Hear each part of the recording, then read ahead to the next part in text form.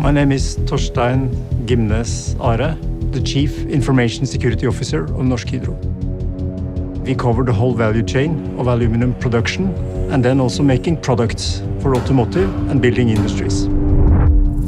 I received a phone call from one of my colleagues in aluminum metal telling me that they observed strange behavior in the IT systems in the plant.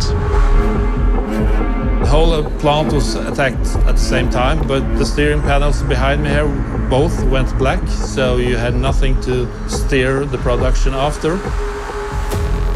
The attack surface at that time was 25,000 PCs and 3,000 to 4,000 servers. A note left by the attacker: we have encrypted your data. The longer you wait, the more expensive it will be to get hold of the decryption key.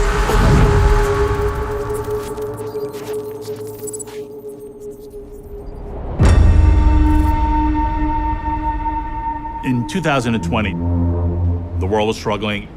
Everyone was scared. Multiple large-scale ransomware gangs were competing to breach various networks. Big, large corporations started to get hacked, and the ransom demands started getting larger. Colleges, governments, police forces, ransomware gangs were flourishing. This was the start of big game hunting for ransomware crews. It gave us a rare insight into how ruthless these cyber crews can be. Ransomware is like the mother lode of all problems for business. First, there's a computer intrusion and placement of malware on your system. Systems are usually locked up, so you can't access them until you pay a ransom. Then you got to worry about the ransom itself. Do you pay the ransom? Do you not pay the ransom? Even once you pay the ransom, you got to get the data back. And you hope they give you a key to decrypt the data that's been locked up. After all of that, you've got to worry about litigation risk, because now you've had customers or clients or partners whose businesses have been impacted by your ransomware attack. All of those things mean that it's not over in an instant. It's a whole process, and there's constant doubt in each one of those steps.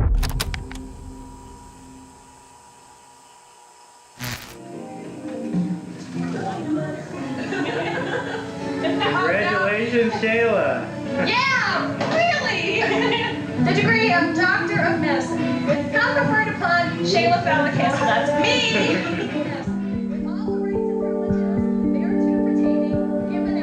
I think I chose medicine because I was always a science nerd. I particularly liked small groups, so becoming a family practitioner made sense, where you get the privilege of knowing people pretty intimately. And it definitely gives you a perspective into how wonderful people are. It's hard for me to recall the first time I heard the word ransomware. I tried to sign in through a static IP from home, and there was this big black screen. What do you do when your computer's acting weird? The first thing you do is reboot your computer, and sure enough, when I rebooted it, got the same message back. I went, something's wrong. The ransomware attack encrypted 20 years of patient medical records, my scheduling system, so truly had no idea who was going to be coming into the office. I was floored. The difficulty of this current issue is that there's multiple levels of victimization. Hi, I'm Joe Lyon. I'm an attorney in Cincinnati, Ohio. We've been representing individuals in data breach actions around the country. Social security numbers, dates of birth, passport numbers, driver's license numbers. You're requiring your employees, your customers to provide this sensitive information to you. It's the responsibility of the business owner to look at what can they do to mitigate that risk. The long-term risk and harm is kind of being transferred by companies that don't want to take some simple steps. Truly, I'm not an IT professional. I thought I had done everything right to protect myself, but all it takes is one employee having an email that's infecting your system. Businesses can fix a lot of problems with some money. The data that's being taken has quantifiable value. Getting your social security number back from the dark web that's now been sold and transferred is not something that can be solved with dollars. It's just difficult because it is based on the amount of money and losses, the amount of victims. They come in, they take the data, they know you've got backups, they may not even encrypt your system, and they're just extorting you for that data. It can be a material event for a company. I've always known there's a lot of bad actors out there, but you just don't realize that can happen to you.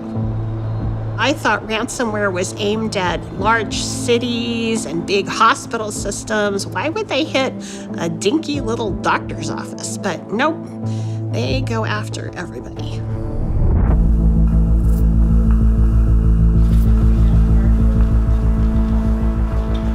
Any company that's connected to the internet can be a victim.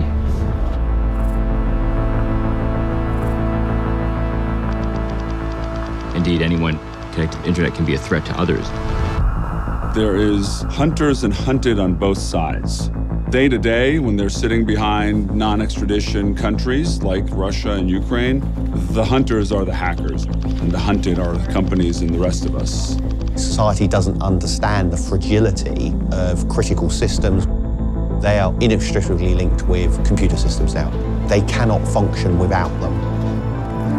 In the virtual world, there is no location. It is easy for somebody in Russia to hack a bank in America as it is a bank 2 miles down the road.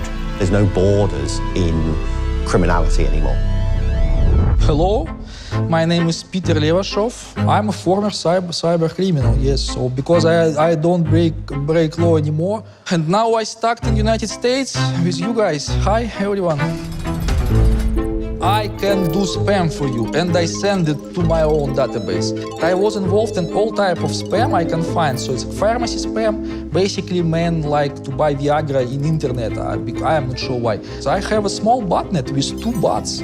So I'm a bot master because I have the code executed on your machines without you knowing, so I'm a criminal. I probably was unknowingly involved in some early ransomware attack, but just spreading emails. I am not confessing, so I made like $200,000 in one day. And United States government could arrest me anytime, basically. I never felt like I'm doing something criminal until I was pushed there by United States law, not by Russian law. Now I understand, if there is a crime against United States citizen, basically it doesn't matter where you are. You can be on Mars with Elon Musk and United States will prosecute you on Mars. So the judge told me in the United States, Peter, this is the moment when you should stop.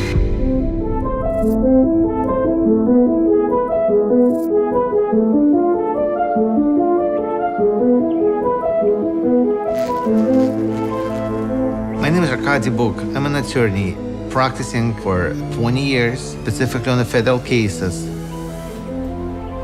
Most of the cases from Russia, Ukraine, Belarus, Romania, Moldova, and so on. When I began my practice back to 2002, there was very few hacking cases.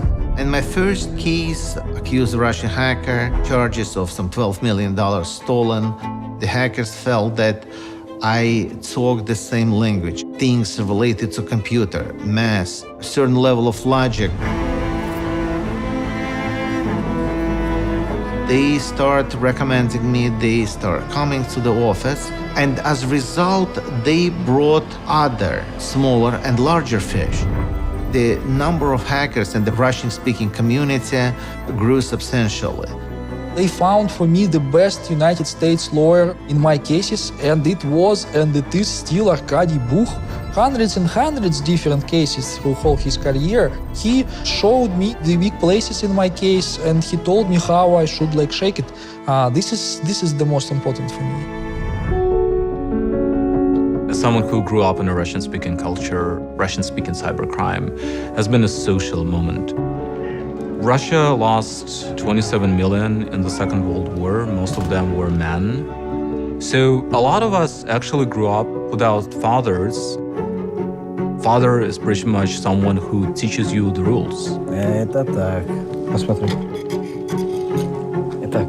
If you skip this line, you understand how relativistic the rules are. Посмотри. I've talked to a number of hackers who say, look, we were born in a culture breaking things and testing things. So if your culture is one of challenging authority, then challenging security is another way of challenging authority. They are computer analysts, software writers, very different from cartel people, drug dealers, or gangsters. They were understanding the rules are not working. Let's find new ways. We'll be innovative. We'll take new routes. And they keep reaching their destination. The main reasons why most of the hackers is a Russian speaker, very good computer and science education, number one. And number two is ability to master their skills.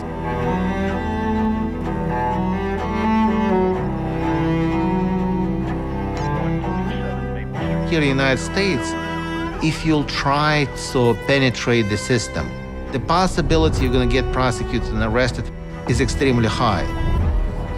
While sitting in Russia, you can spend thousands and thousands of hours stealing from companies while not being prosecuted because there's no extradition treaty.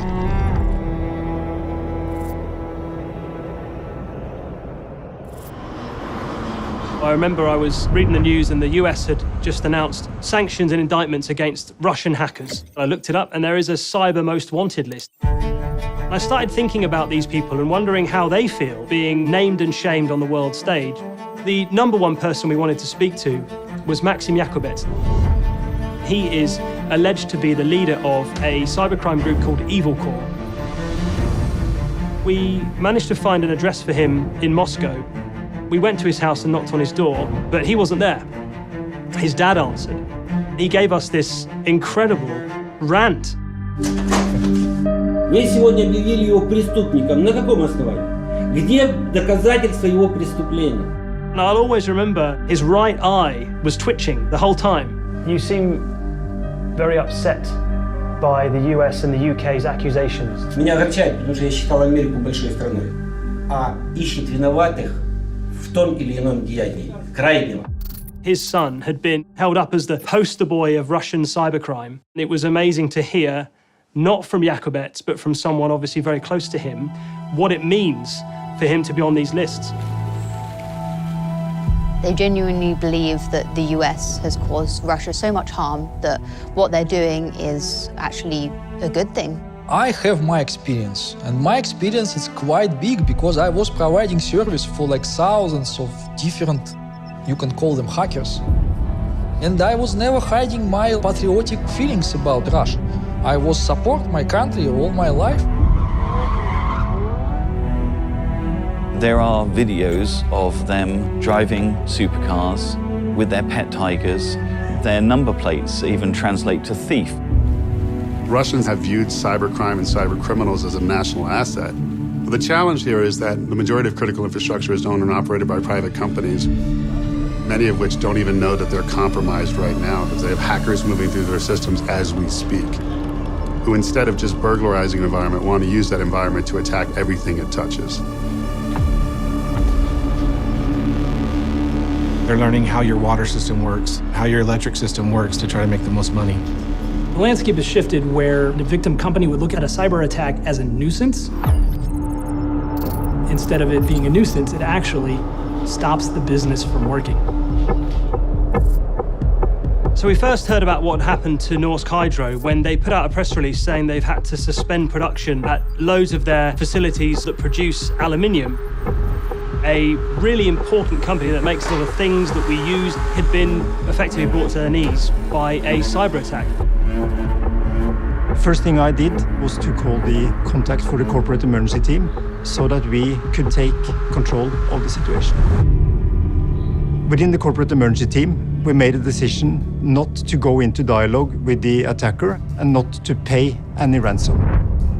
Bear in mind, they probably would have been in their rights to be extremely concerned, but they decided we're going to take the long, hard road back to recovery from the ground up. We were very pleased that Hydro ordered private security companies to give us all the reports from their work. We were working around the clock. The corporate emergency team had 3 meetings a day and a number of other meetings. We were able to tell what happened from the start to the finish of a really significant cyber attack. It took altogether 6 to 8 months before we were back into a fully normal situation. If you look at the total cost summarized after the 2019 attack, it's amounting to 800 million Norwegian kroner. We also had cyber insurance, which covered 75 million euro. The ransom, I think it was about $200,000, and they could have negotiated that down. They could have probably been up on their feet a lot quicker than they were, but they chose the high road. I've often said this about Norsk Hydro. They are the gold standard of how a company should respond to an attack like this. One of the first questions we always get asked is, should I pay? And we're trying to get them to a quantitative decision on whether to even engage. If we lose all of our data right now, how much does that cost us? And is that more or less money than what we would have to pay? And that's just a simple math game. That's an Excel spreadsheet. Even if most companies say we don't pay, we wouldn't negotiate with terrorists, most companies are actually paying. It's really difficult to ignore it and take a principled position of public policy as opposed to saying, you know what? We need to worry about our clients, we need to worry about our business, our shareholders, and we need to think through this. Vulnerability in this area varies by company. This is one of the main problems of ransomware, is the fact is the benefits are personalized. If I'm a company, it makes sense for me to pay and I get the benefit, but the costs are socialized. It makes it much worse for everyone else because it incentivizes further bad behavior. Do you not pay them? 100%. I would encourage anyone who feels that they can take the monetary loss to not pay, to not do so. Do not fund their interactions. Do not give them money. They are criminals, and you should not encourage their behavior by paying them if you can afford to do so. And a lot of the people who can't afford great cybersecurity are small, independent businesses that an impact like that would cripple their business. One of the hardest things of going through the whole ransomware and deciding to close my practice was, again, I'm not that old, and I'm not at retirement age yet, and I wasn't ready to retire. After the initial shock of having to go through this, it was quite an ordeal. And part of the reason that I'm sharing my story is that I think it's really important for other physicians to know this is a possibility, this can happen, and can protect themselves against the bad actors that are out there. I understand motivation of making a profit, even if it hurts other people, but I wouldn't wish what I went through because of these shitheads to happen to anyone else, because it truly, truly sucked.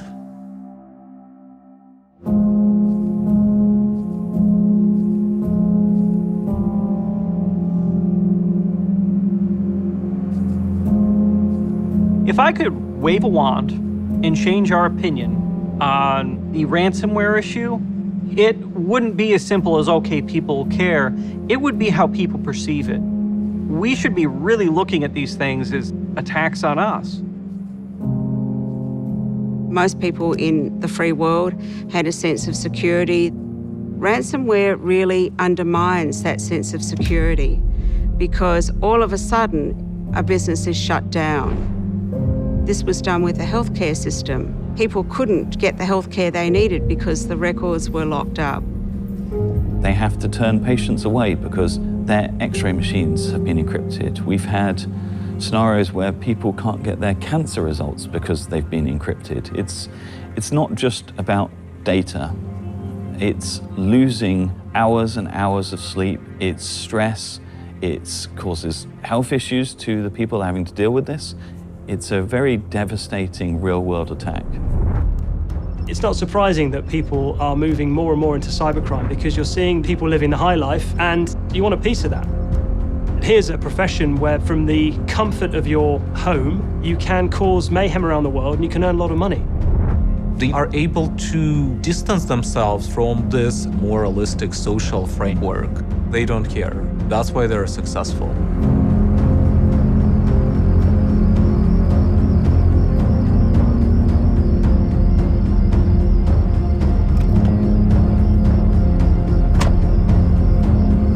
They're not going to give up the lifestyle that they've grown accustomed to. They'll go down burning before they give it up. This is not like conflict of the past. This is not like a criminal threat of the past. This is a battlefield where trained and armed soldiers are not on the front lines. This is a battlefield where all of us are on the front lines. Yes, we know that cybersecurity is an issue, but we are not seriously considering enough the scale of what we are up against. We have to come to the aid of the average individual, as well as with large groups, with nation states, with entire industries. We have to do that at a scale that we have never taken on before as a society in any other aspect of human experience.